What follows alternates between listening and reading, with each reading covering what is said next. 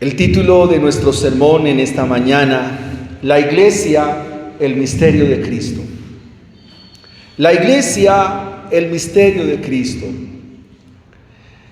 Cuando Pablo escribe a estos creyentes, a la ciudad de Éfeso y a otras iglesias que estaban en esta región que se conoce como el Valle de Licias, nos muestra que mayoritariamente la ciudad de Éfeso estaba habitada por gentiles, muchos gentiles. Es decir, personas que no hacían parte del linaje judío o de la descendencia de Abraham.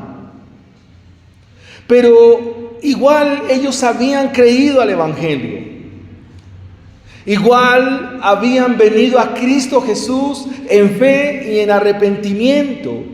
Es lo que nos muestra Lucas en el capítulo 19 del libro de los Hechos. Estos gentiles vivían de una manera normal, cotidiana, llana, pero también de otro lado estaban los judíos que habían creído también al Evangelio. Y parece ser que en esta ciudad los judíos miraban por encima del hombro a los cristianos gentiles. Y esto estaba generando una diferencia, estaba generando una dificultad. Esta realidad étnica los ponía en una brecha que había entre judíos creyentes y gentiles creyentes. Y la particularidad de los gentiles aquí es que ellos, al venir de un contexto pagano, al venir de un contexto gentil, eran vistos como inmundos. Eran vistos como lejanos del pacto. Eran vistos sin Dios. Y esto implicaba una separación social, al punto de que tanto creyentes gentiles como creyentes judíos no comían. O sea, no se podían sentar a la mesa los dos, siendo uno gentil y siendo el otro creyente. Había una gran distancia, había una gran barrera entre los unos y los otros.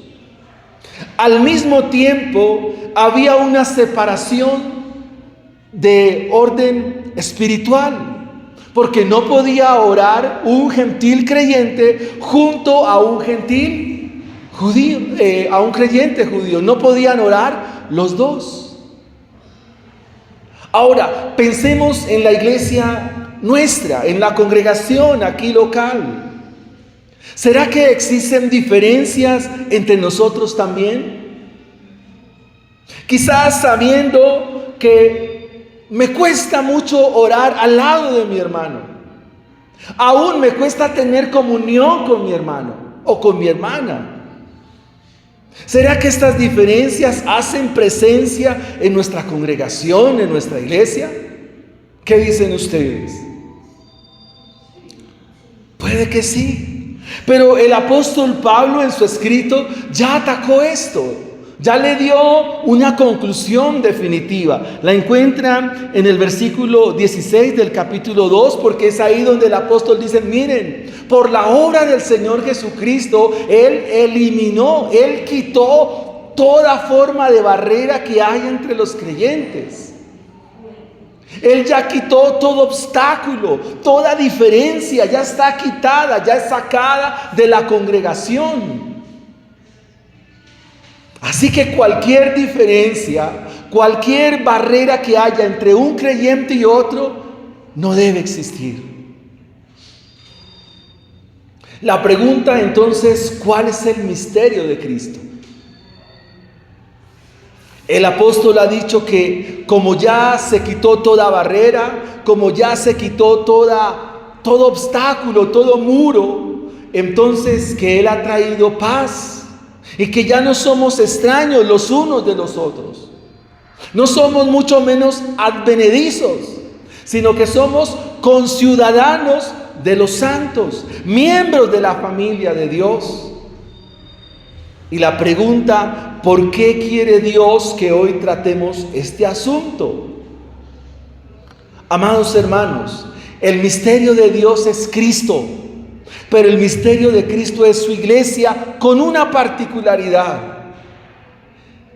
Él nos muestra a través de su palabra, en el versículo 6 que hemos leído, de que los creyentes son coherederos, son miembros del mismo cuerpo, partícipes o copartícipes de las promesas de Cristo.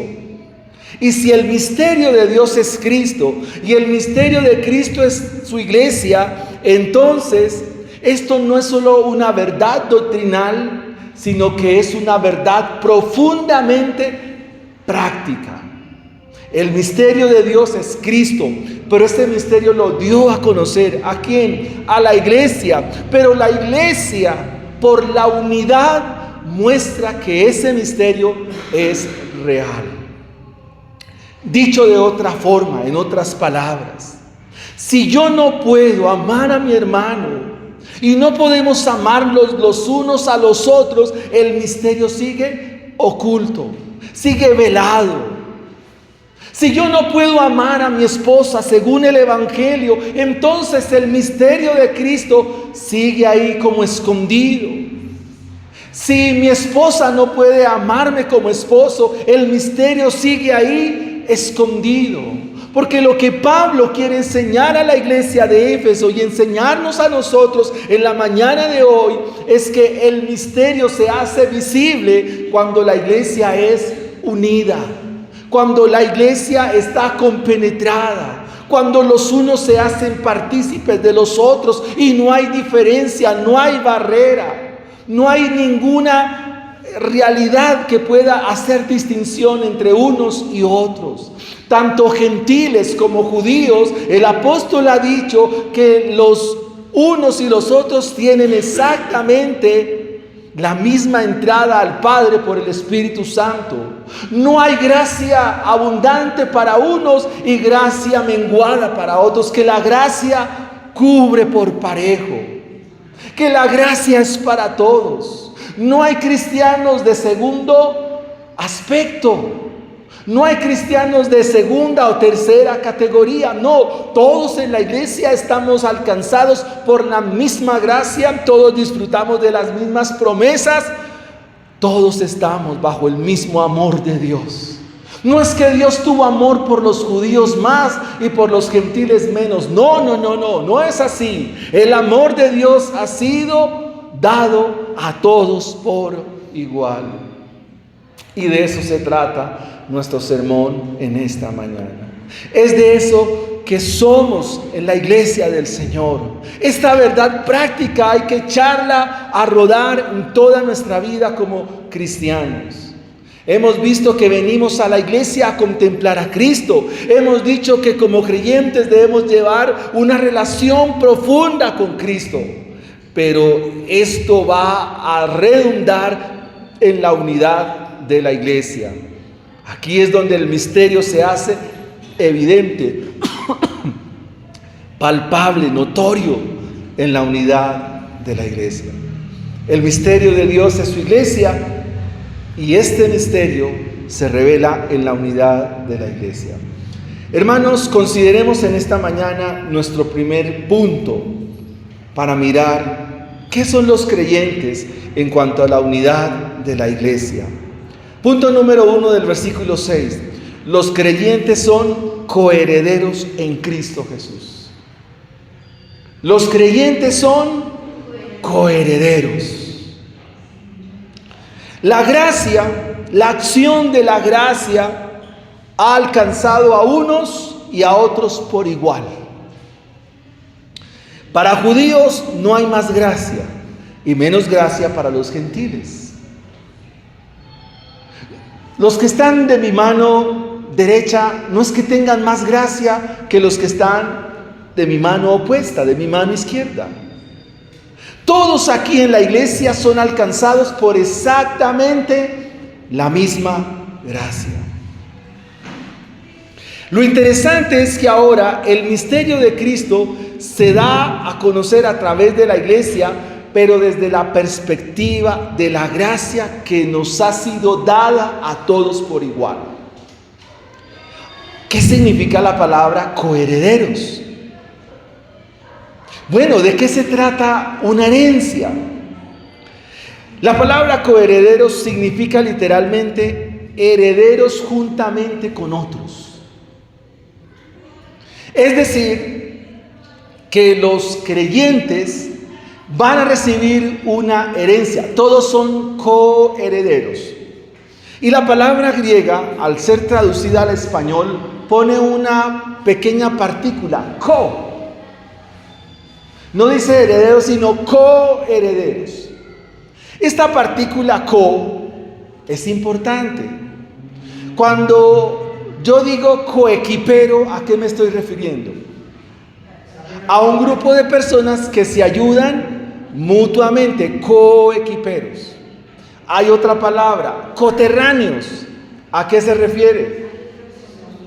Todos son del mismo territorio.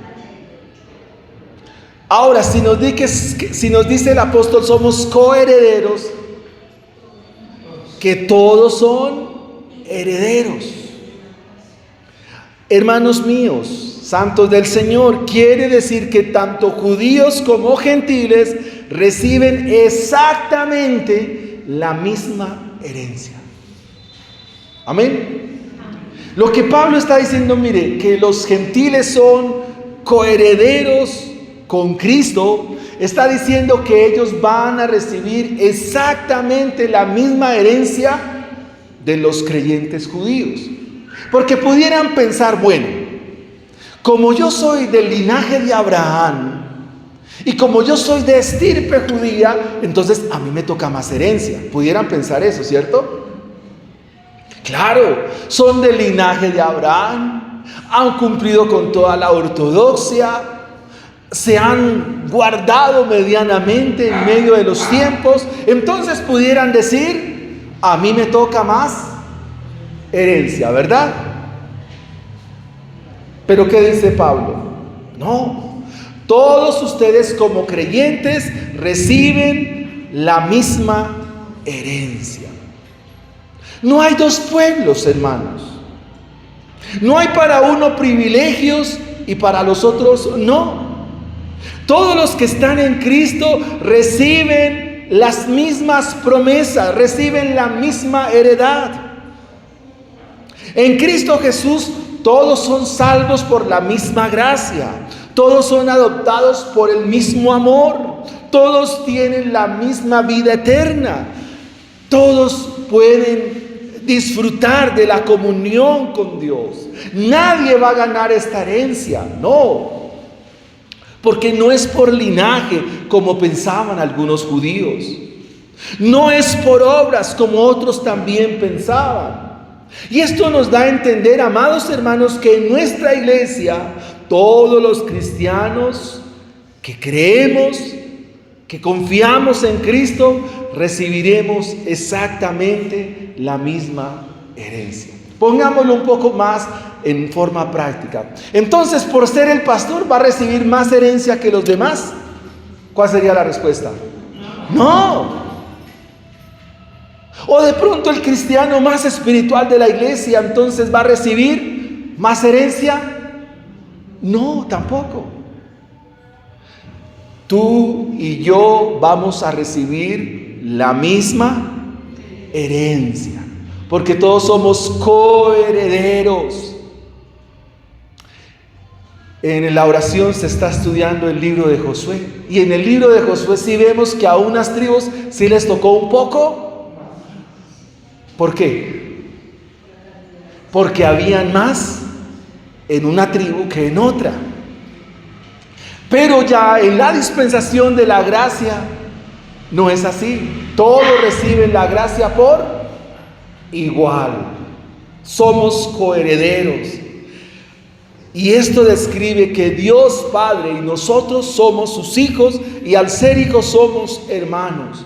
No somos extraños, no somos ajenos, sino todo lo contrario, mis hermanos. Todos disfrutamos de la misma gracia. Más adelante el apóstol en el capítulo 4 va a decir lo siguiente, y presten atención aquí. Dice el apóstol: una misma fe, un mismo bautismo, un mismo espíritu, una misma esperanza y un mismo llamado.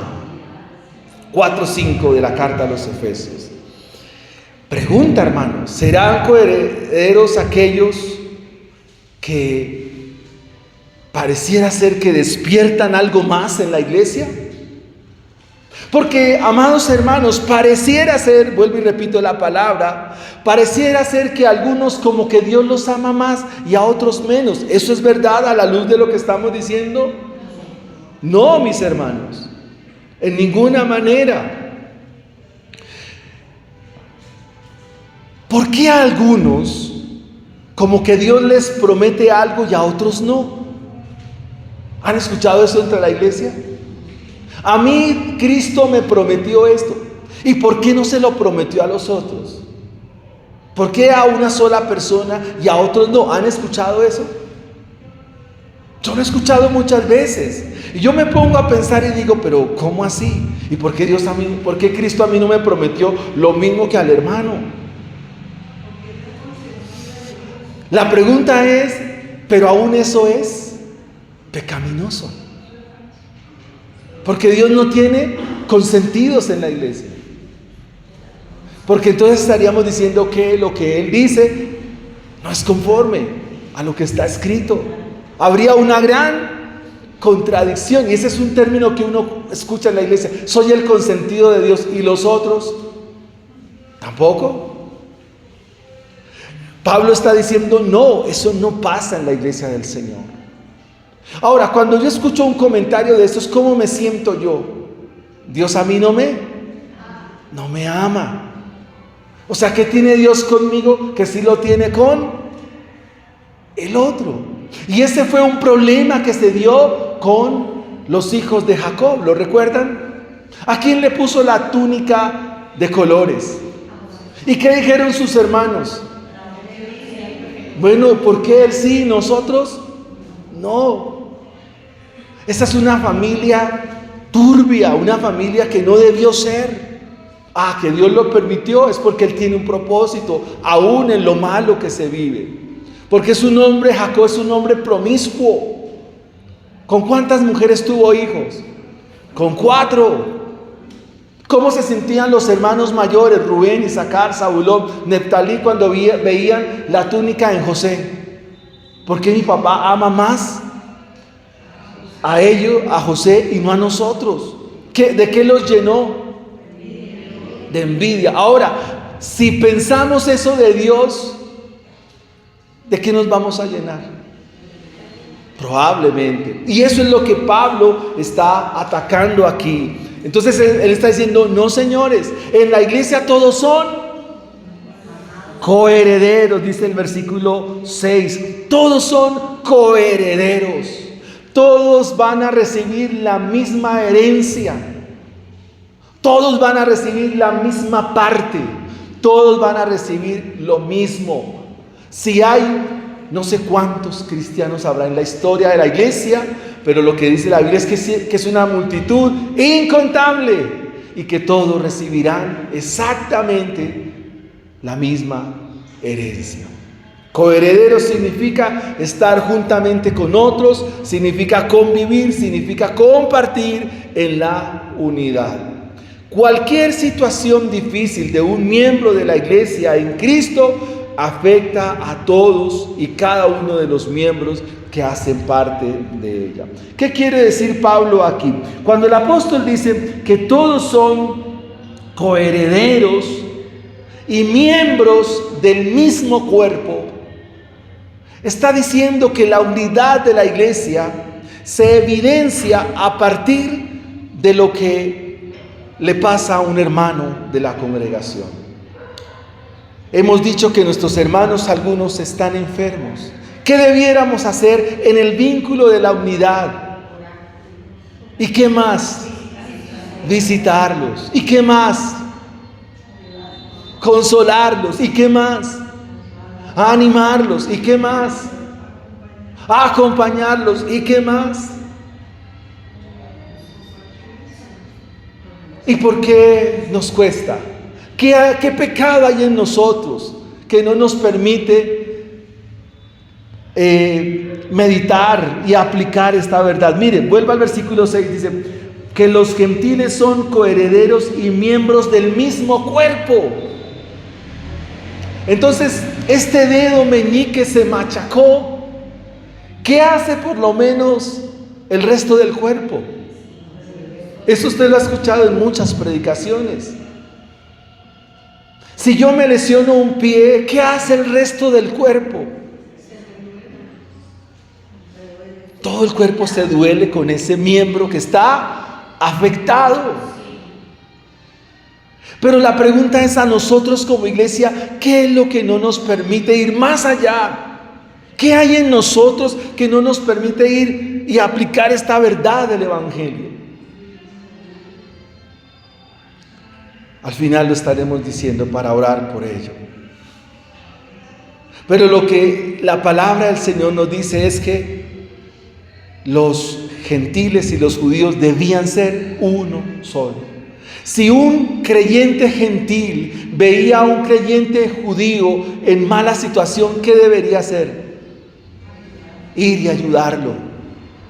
Y si un creyente judío veía a un creyente gentil, ¿qué debía hacer? Ir. Pero lo que Pablo está atacando aquí es que el judío, el creyente gentil o el creyente judío, los dos se llenaban de argumentos. El judío gentil decía, no, lo que pasa es que ese no es del linaje mío. Este es un pagano, uno que viene a la iglesia. Este es alguien que no merece que yo lo atienda porque no hace parte del linaje de Israel. Ahora el gentil decía, usted a mí se la pasa diciéndome que soy inmundo, que vengo del paganismo, y así encontraban diferencias y no les permitía ser uno, no les permitía la unidad. Y el Señor, por su muerte, dice que abolió, quitó, sacó toda enemistad que pueda haber en la iglesia, porque al final es una iglesia, es un solo pueblo. Los dos reciben exactamente las mismas promesas. La misma herencia es para unos y otros. ¿Qué tipo de iglesia somos nosotros? ¿Una iglesia judía o una iglesia gentil? ¿Qué somos nosotros? ¿Somos gentiles? ¿O alguien aquí es del linaje de Abraham? Bueno, pero que por medio de la fe, según Gálatas capítulo 3 dice, si hemos creído a Cristo Jesús, entonces descendencia de Abraham somos. Pero en cuanto a etnia, nosotros somos gentiles de Colombia. Miremos nuestro segundo punto, amados hermanos. Copartícipes de la misma promesa. ¿Sí dice así? Que los gentiles son coherederos y miembros del mismo cuerpo y copartícipes de las promesas de Cristo. Bien, hermanos, el apóstol Saulo de Tarso aquí está hablando de misterios profundos. Y dice, mire, los gentiles no son secundarios, sino que también están incluidos al plan del Señor. Ya mencioné que somos una iglesia gentil. Hay un salmo que cantamos en esta mañana que es la promesa a los gentiles. ¿Cuál fue el salmo que cantamos? El más corto de la Biblia. Ese salmo 117 es la promesa a los gentiles. De hecho, como dice, pueblos todos, naciones todas, alabad a Jehová, porque Él ha engrandecido sobre nosotros sus misericordias. En el Antiguo Testamento, cuando se refieren a las naciones, se refieren a los gentiles. Y esa es una promesa. Cuando el texto nos habla en la mañana de hoy y nos dice, a las promesas de Cristo tenemos acceso, Vuelvo y pregunto, ¿qué es lo que ha prometido Cristo? ¿Qué promesas nos ha hecho Cristo? Que donde Él está, nosotros también vamos a estar. Amén, esa es una promesa. ¿Qué otra promesa ustedes ven en la Escritura? Que Él va a volver. Muy bien, esa es una promesa. ¿Qué otra promesa? ¿Qué más nos ha prometido Él? Tierra nueva y cielos nuevos. También esa es una gran promesa. ¿Qué otra promesa? Vida eterna. ¿Qué más? Que Él rogó al Padre que nos daría el otro Consolador. Muy bien, hermanos. ¿Qué otra? Ustedes que les gustan las promesas de Cristo. ¿Qué otra promesa? Que Él fue a preparar morada para nosotros. Que Él estaría con nosotros todos los días hasta el fin del mundo. Esta es una gran promesa del Señor. O sea, no estamos solos, no estamos a la buena suerte. Que vamos a resucitar en el día postrero. Hay una gran promesa y es que en el mundo tendréis aflicción. Esa es una promesa y la hace Cristo. ¿Será que Cristo nos engañó? No, eso es verdad. En el mundo ustedes van a tener aflicción, pero confiad. Yo he vencido al mundo. Vuelvo y menciono esto porque me llamó la atención elaborando la enseñanza de hoy. Porque me parece muy extraño en lo que escucho, que parece ser que a algunos Cristo les promete cosas y a otros no. Extraño eso. ¿Será que algunos tienen más fe que otros? ¿Qué dicen ustedes? Pues la palabra dice que Él repartió la fe como Él quiso, a unos más y a otros menos. Yo creo que sí hay gente con más fe que otros. Ha logrado muchas más cosas en esta tierra, ¿no? Falta ver arriba, no sé. No, mis hermanos, la fe en todos es la misma. Pues eso dice Efesios 4:5. Una misma, misma. ¿Y si es misma? Que es todo por igual. Una misma fe. Pregunto, ¿tengo más fe que ustedes? ¿Cuál sería la respuesta? No. La fe tuya y la fe mía son iguales. Porque la fe es un don del Espíritu de Dios. Y como Él es Dios, entonces a todos les da la fe por igual. Invíteme esta semana y hablaremos más profundamente del tema. Pedro es experto en su segunda carta en decir que todos los creyentes tienen exactamente la misma fe. Amén. Segunda de Pedro capítulo 1, versículos del 2 al 4 de adelante. Otra pregunta, hermano. Si la fe es para todos igual, entonces ¿por qué unos la usan de una manera y otros la usan de otra? ¿Por qué?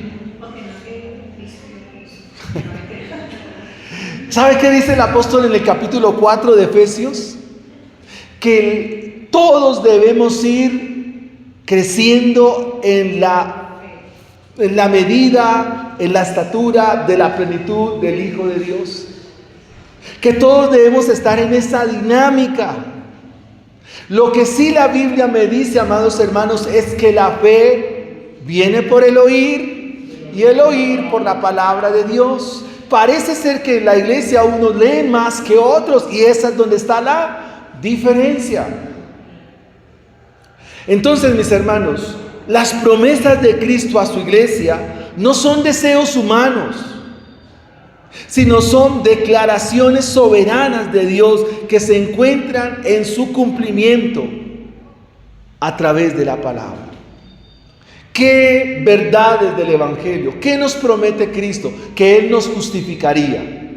Romanos 5:1. Justificados pues por la fe tenemos paz para con Dios. Esa es una gran promesa. De hecho, la justificación es la médula central del Evangelio. La justificación es la esencia misma del Evangelio. Un cristiano que no entiende la justificación no es cristiano. Y Cristo dijo que Él nos justificaría. Es decir, delante de su Padre Él nos presenta como justos. Esa es una promesa. Otra promesa que la encontramos en Efesios 1:5 es que en Cristo Jesús somos adoptados. Que en Cristo Jesús somos redimidos. Esas son grandes promesas. Justificados, adoptados, redimidos, santificados. Esas son promesas de Cristo para su iglesia.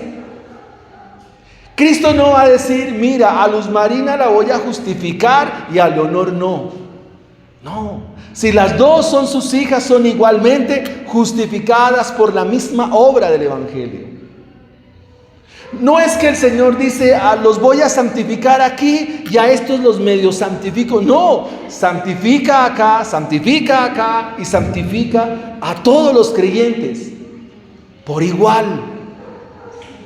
Así que tampoco hay niveles de santidad en la iglesia.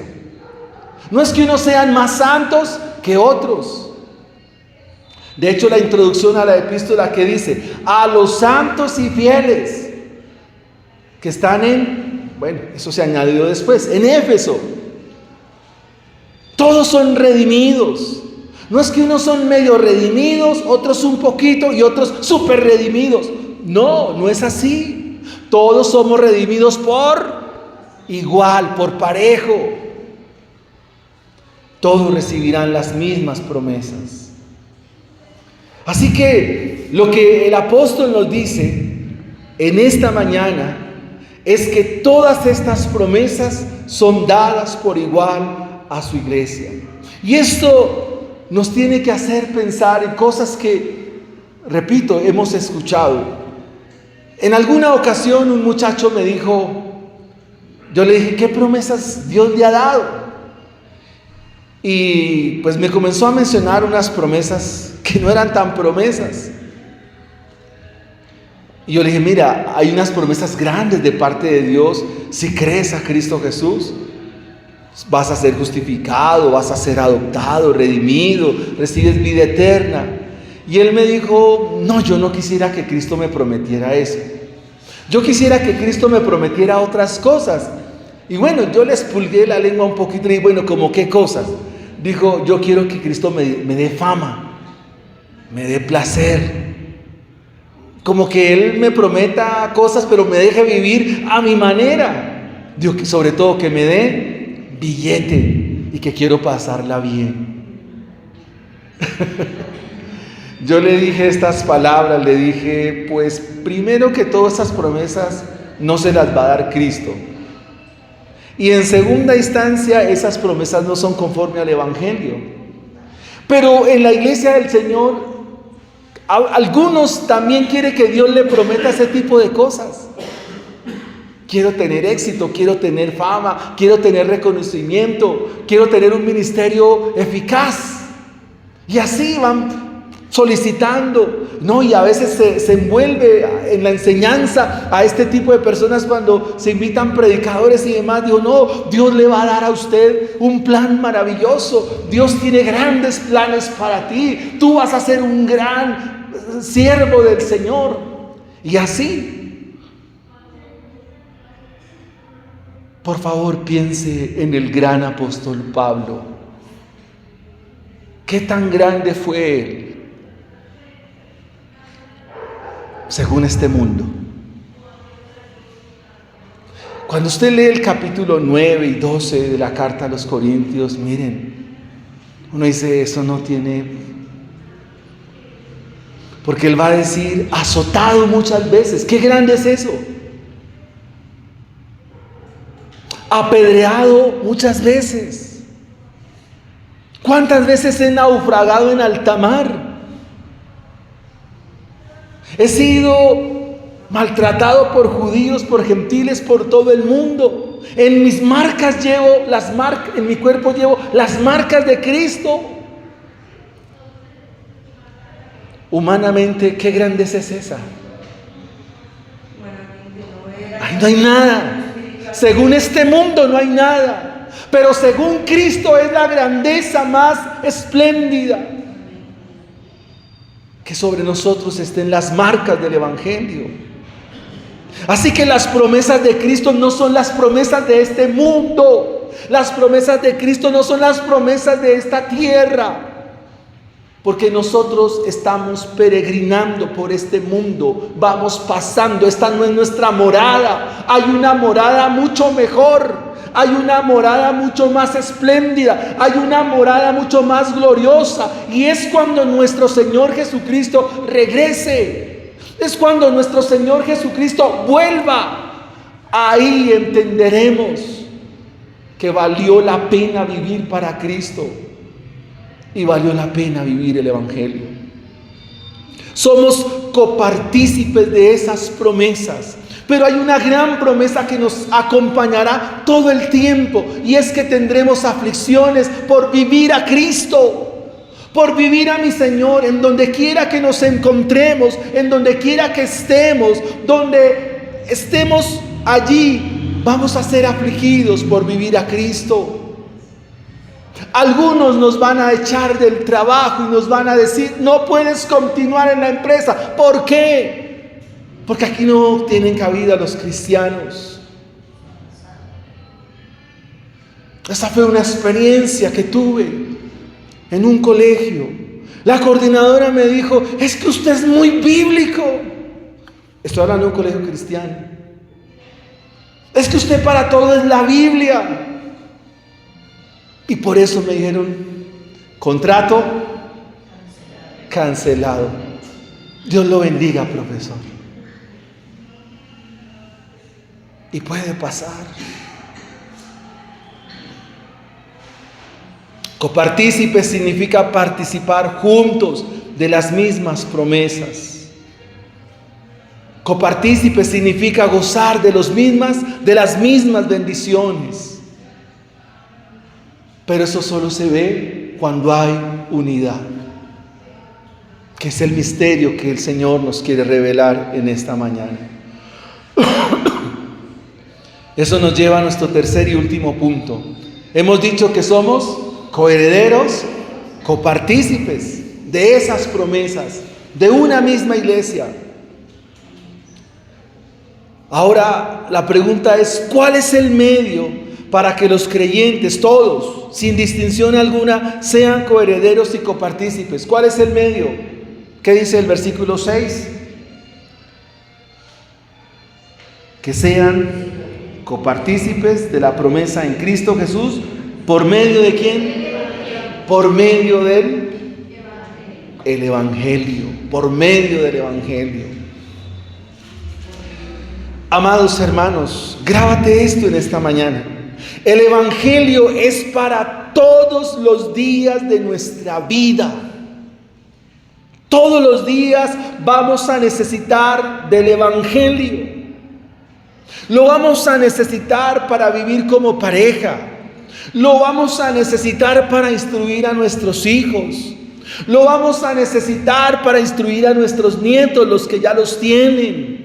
Porque el Evangelio es la palabra de Dios, y la palabra de Dios es útil para enseñar, para redarguir, para corregir, para instruir en justicia, a fin de que el hombre de Dios, la mujer de Dios, el joven de Dios, sea enteramente preparado para toda buena obra. A veces le dicen a uno: es que mi mujer no es perfecta. Sí, hermano, puede que sí. Pero si la quiere ver perfecta, entonces dale el Evangelio. Mi marido no es perfecto. ¿Qué necesita? El Evangelio. Mis hijos no son perfectos. ¿Qué necesitan? El Evangelio. Hay que llevar a todos al Evangelio. Pregunto, ¿esta iglesia es perfecta? No. pero está en camino de perfección. La perfección sí va a existir. Mire, a veces nosotros tenemos y recibimos frases que son más paganas. Nadie es perfecto, le dicen a uno. Sí, eso es verdad, pero estamos en ese camino. Estamos en ese proceso. Eso es lo que dice Efesios 4, que vamos en camino de perfección. Estamos mejorando. Ahora la pregunta del $1.000.000. Vale mucho esta pregunta, resolverla. ¿Cómo trabaja el Evangelio en nosotros? ¿Cómo trabaja el Evangelio? ¿Cómo es que el Evangelio obra? ¿Qué es lo que hace el Evangelio en términos prácticos, hermanos? ¿Cómo actúa el Evangelio? Amados hermanos, recuerde lo que dice Efesios 2:10, dice: en Cristo Jesús hemos sido creados para buenas obras, las cuales Dios preparó de antemano para que anduviésemos en ellas. Es así como trabaja el Evangelio. El Evangelio ya anticipó desde antes que naciéramos unas obras. Ya desde antes están diseñadas esas obras, y los creyentes deben caminar por esas obras. Pensemos en la enseñanza de nuestro Señor Jesucristo cuando Él dijo: debemos amar al prójimo como a nosotros mismos. Mira a la persona que está a tu lado y diga: ¿debo amarte? ¿Lo tengo que amar? Una vez un predicador hizo una enseñanza similar y alguien estaba a mi lado y dijo una frase similar y me miró y dijo: ¿amar eso? Sí, amar eso. Ama a tu prójimo como a ti mismo. Pregunta: ¿hay defectos entre nosotros? Claro. ¿Hay defectos en la familia? ¿Tenemos cosas por trabajar entre nosotros? Muchas. Muy bien, hermanos. Claro que sí. Hay muchas cosas por trabajar entre nosotros. Pero ¿cómo trabaja el Evangelio? El medio es el Evangelio.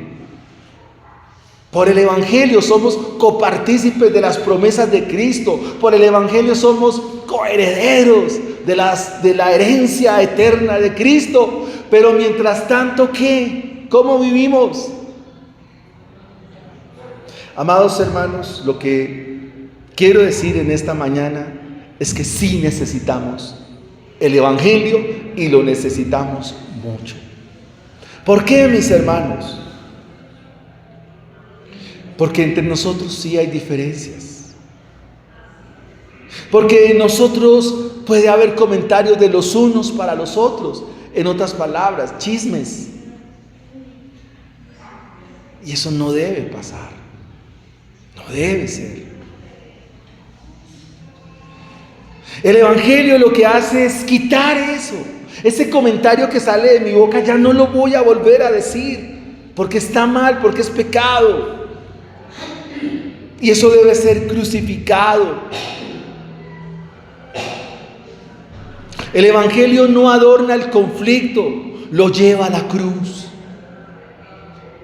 El Evangelio no maquilla el malestar, lo mata. Claro, en la iglesia no somos perfectos, pero estamos en ese camino.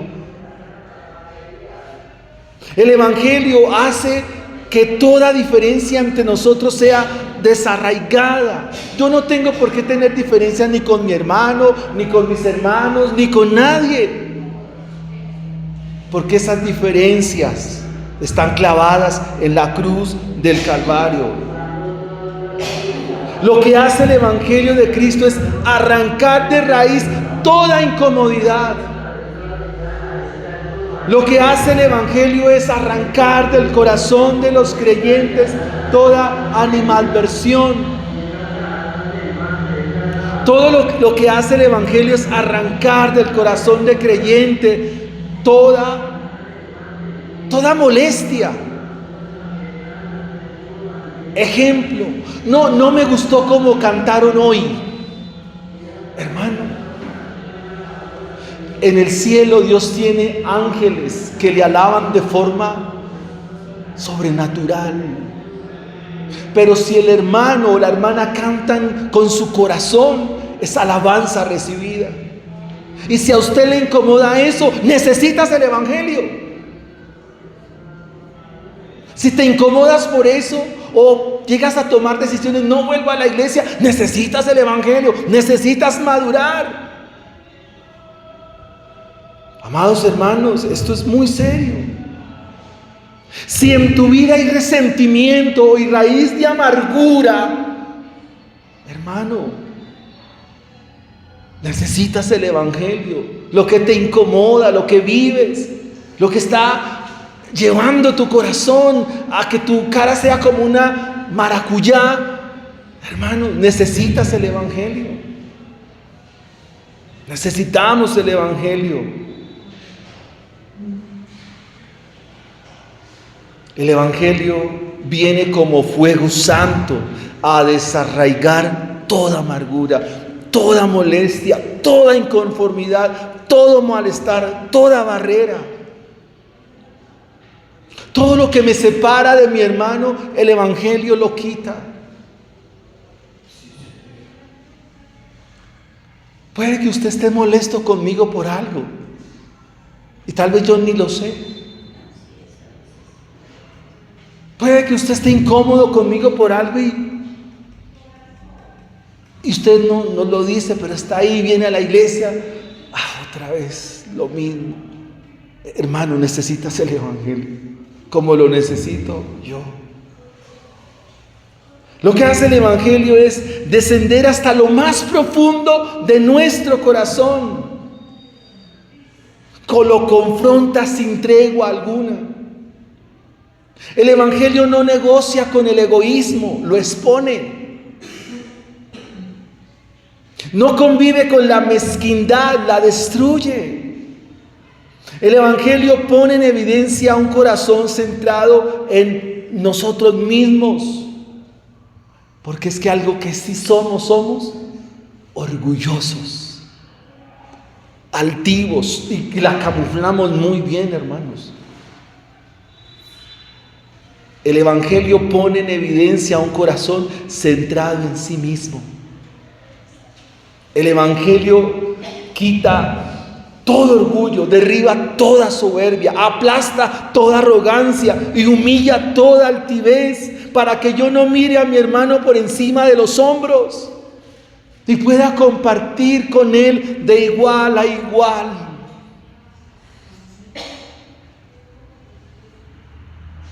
Todo esto es llevado a la cruz. Todo esto es condenado en el Calvario, porque esa es la manifestación de nuestro corazón pecaminoso. ¿Qué es lo que no te permite amar los hermanos? No es amar el lugar, las paredes, es amar la iglesia.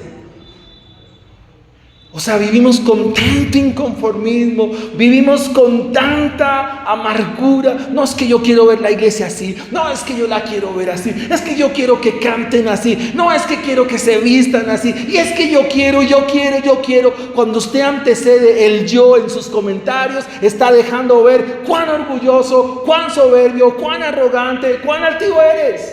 Porque yo. Cuando una persona menciona el yo frecuentemente, es una persona soberbia, arrogante, altiva. No es que yo quiero que los hermanos, es que yo quiero que la iglesia, es que yo quiero. Pues quiera muchas cosas, pero necesitas el Evangelio. Se requiere que ese yo vaya a la cruz. Y esto no es opcional, esto no es parcial, esto no es superficial. Tu yo debe morir. Porque no tendrás dioses ajenos delante de mí. El yo es un ídolo. Es el ídolo más difícil de sacar de nuestras vidas. Es el yo. Ese es un Baal muy grande, el cual adoramos mucho. Y cuando yo vivo pensando en mí, ¿cuánto nos cuesta sacarlo del corazón? No es opcional, no es parcial, no es superficial. Debe morir allí en la cruz del Calvario. Y cuando eso sucede, ocurre algo glorioso. Dejo de considerarme a mí mismo y comienzo a considerar ¿a quién? A mis hermanos. Este es el misterio grande del Evangelio, porque entonces estoy viendo que el Evangelio sí es poder de Dios para salvar a los orgullosos, a los altivos y arrogantes de ese pecado que tienen. El Evangelio sí es poder de Dios para salvación y vida eterna. Es la evidencia más grande del Evangelio, cuando mi vida es puesta de manera terciaria o de forma cuarta, o sea, no está en primer lugar. Ahí el Evangelio es poderoso. Ya no vivo yo, ahora vive Cristo en mí. ¿Y qué hizo Cristo? ¿Qué hizo Él? ¿Por quién se dio? Haya pues, dice el apóstol Pablo a los filipenses, haya pues en vosotros el mismo sentir que hubo en Cristo Jesús, el cual, siendo en forma de Dios, no estimó el ser igual a Dios como cosa a que aferrarse, sino que se humilló hasta lo sumo, haciéndose siervo. Siervo. El mensaje del Evangelio es que el que quiera ser grande en la iglesia sea siervo de todos. En eso consiste el verdadero liderazgo cristiano, en servir y que sigan a Cristo y no me sigan a mí, porque yo también debo servir y soy igual a cualquiera de ustedes. En eso consiste. Necesitamos servir en la iglesia. Pero si vivimos pensando de esta manera, amados hermanos, ¿cuánto necesitamos el Evangelio? Ya no vivo yo para exaltarme, vivo para amar. Agustín de Hipona escribió un cántico, se canta más en el catolicismo, y dice este cántico: Cristo te necesita para amar. Cristo te necesita para amar. No te importe la raza ni el color de la piel, ama a todos como hermanos y haz el bien. Eso lo escribió el gran teólogo de Hipona, el famoso San Agustín. Amados hermanos, no estoy yo para vivir, estoy para servir. Porque el Evangelio está obrando en mí, porque el Evangelio está transformando ese hombre interior, porque el Evangelio me muestra cuán pecador soy y al mismo tiempo me conduce a la única solución, la cruz.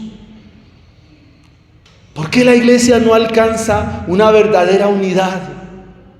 Porque necesitamos que el Evangelio trabaje en nosotros. Amados hermanos, la unidad no se logra por estrategias humanas o por celebraciones, no, ni por eventos, aunque tienen su lugar en la iglesia. La unidad de la iglesia es un fruto mismo del Evangelio. Cuando sus miembros no viven para sí, sino viven para los otros. O sea, mi preocupación no soy yo, mi gran preocupación es ¿cómo estás tú? ¿Cómo está tu hogar? Esa es mi gran preocupación. Mi gran preocupación es cómo están tus hijos, cómo está tu casa. Eso es lo que me preocupa. Pero sin el Evangelio, ¿qué decimos? No, preocúpense por mí, visítenme a mí. Hermano, ¿usted por qué no viene? O sea, la gran preocupación somos nosotros. Pero en el Evangelio, la gran preocupación fue por mi prójimo. ¿Ustedes creen que Cristo qué hizo? No, voy a sufrir mucho en la cruz, tengo que dar mi vida y por esta gente. No, Él dijo, no, hay que ir, porque ese es el mensaje del Evangelio. Amados hermanos, esto es trascendental. La iglesia es edificada en la unidad cuando sus miembros viven, respiran y caminan el Evangelio. Y caminar el Evangelio es caminar por los otros. Y solo allí en la cruz muere ese terrible yo y nace la comunión verdadera, santa y duradera. Es el gran misterio de Cristo. Eso es lo que va a impactar al mundo. Eso es lo que va a impactar la sociedad. Que tú me puedas ver sin engaño. Que nuestra relación como hermanos sea una relación limpia, sin tapujos. Una relación transparente, una relación honesta. Que yo pueda y que ustedes puedan entre sí mismos llevar una relación donde se sabe a qué atenerse. Pero cuán es difícil cuando sé que alguien se habla por la espalda de uno. Eso habla muy mal. Necesitamos el Evangelio. Que nuestra relación sea transparente, honesta, limpia, sin doblez, sin doble moral. Y que yo te pueda servir de manera genuina, de manera verdadera. Ese es el misterio de Cristo. Una iglesia verdaderamente unida a Él practica y vive en estas cosas.